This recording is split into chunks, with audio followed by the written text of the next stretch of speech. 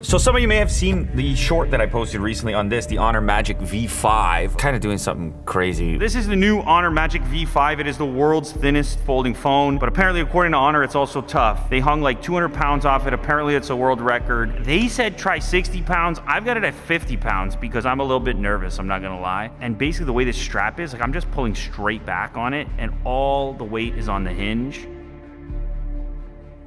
Wow. This thing is crazy thin. In fact, this is the world's thinnest folding device at the moment. So of course people are gonna be skeptical or have their questions about durability. More precisely, the hinge itself. How can you make something so thin and still have a strong hinge? And what is strength and what is durability in the world of folding phones in general? Will a folding phone ever give you the same sense of confidence as a slab phone? Anyway, the Magic V5 is definitely a huge leap in terms of folding phone technology. When I first held this thing, I was just like, whoa, we are definitely in the next phase of folding phones because in its unfolded state, that is impossibly thin. So this one is coming in at 4.1 millimeters unfolded. It comes in at 8.8 millimeters when it is folded, which puts it in a similar category to a variety of slab phones. For example, here's an iPhone and you can see that's pretty wild. There's definitely kind of like a science fiction feel to it. And I hear you when it comes to your concerns about durability. At the end of the day, there's more moving parts here than there would be for a slab phone, and therefore you treat it a little bit differently. However, I was yanking on this thing like this backwards on the pulley system. I don't suggest you try any of these things at home. I wouldn't do it unless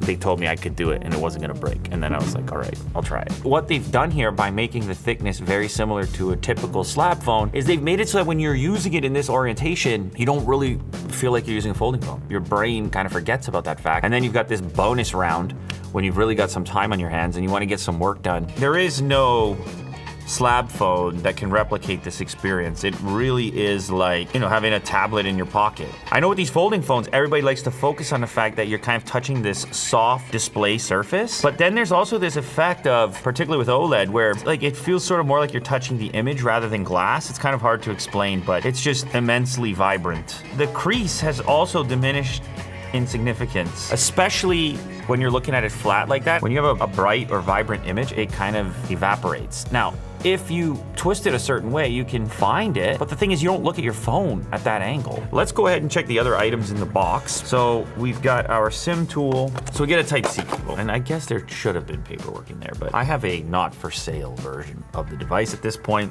not quite retail, and we have had it for a while because we've been testing it and I've been lifting weights with it.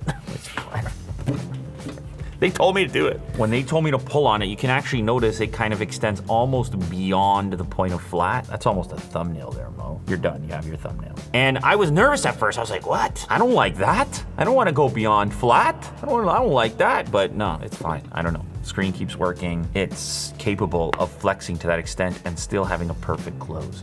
Man, they got this hinge, like this thing is squeezed tight. That sandwich right there, barely any gap and certainly no kind of angle to it, just a tight fit. On the bottom here, that's where your USB-C is, as well as your SIM tray. Of course, you've also got your speakers in stereo orientation. One of the best things about these folding phones, when you hold them in their unfolded state, you have one speaker on the left, one speaker on the right, and the distance between them is sort of more oriented to your two ears. Global version, we have Google stuff, Play Store, YouTube is on here. Look at that, native, out the box. Let's go ahead and see if we can bring up a video real quick. Two things that really caught my attention. There was the Dragon gaming on top, and then there was this, Advanced. the Vision X8. Gonna go 2160p on the outside of the chassis. Why do you need that? You don't. And this is the way you watch Why it. do you want it? Because it looks extremely cool. And it actually does It's have loud. sound functionality because it's kind of like having a second monitor. Core Ultra 9, 280. I think there's one on the inside too. Thermal paste. How you gonna do that without that phone? Like, or even if you don't max out the screen, just getting access to like more stuff on the screen, multitasking if you choose, whatever you're gonna watch next if you choose. And I just realized something about this design idea of having this left speaker offset. You end up holding it like this, and then your hand cups that sound and almost like directs it back at you, just the way you hold it. You don't cover it.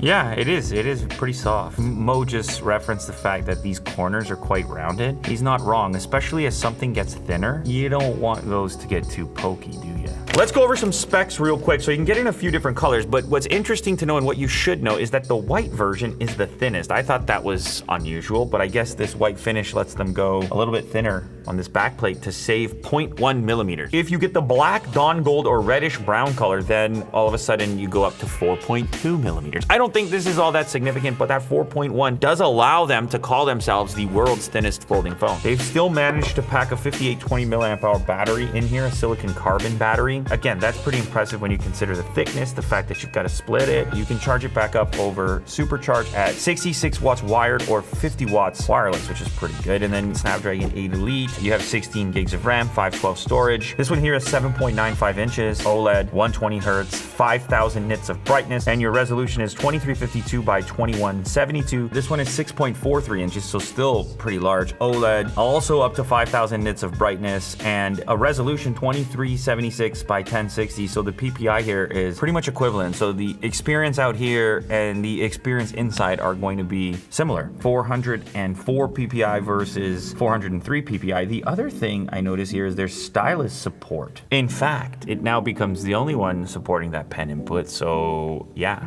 Pen holdovers, stylus aficionados, this is your guy right here. And there is some IP on this, IP58 and IP59. So 0.5 is quite wide, obviously. 1x, 2, 3, 6. And you see the AI has recognized there's greenery involved.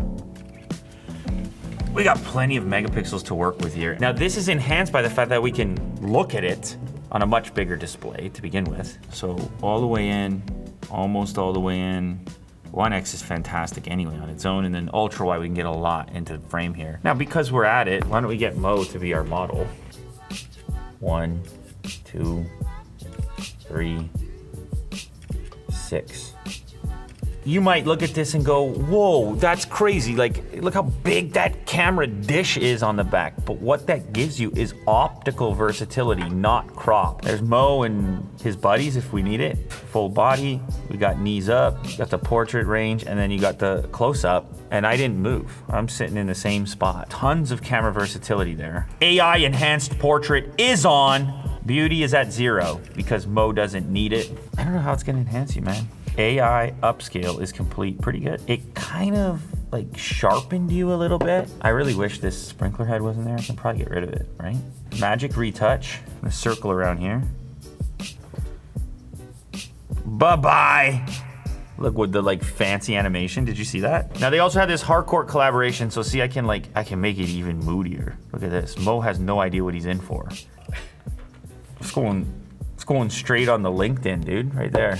Going straight on the LinkedIn. Oh, wow, dude. Approachable, lots of experience, plays nice with others.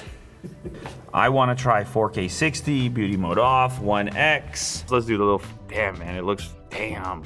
Testing. Okay, give me the hand. Autofocus. Wow, it's quick. The autofocus to your face is quick. Put the hand up. Boom, down. Crazy, yeah. So the Magic V5 can also share files directly with iOS. So it's got cross-platform connectivity. You use the Honor Share app, which will enable bi-directional file transfers between Android and iOS. This will work with iPhones, iPads, and Macs, as well as Windows PCs. So the Magic V5 has something that Honor calls multi-flex. This is essentially their multitasking functionality, which will allow for up to 3 apps to be used at the same time. How does it get thinner, Mo? How does it get thinner than that? I mean, that's pretty damn thin, dude. How does it get thinner? What are we holding on to? Sheet of paper? That's the Honor Magic V5, and it is, at the moment, the world's thinnest folding phone.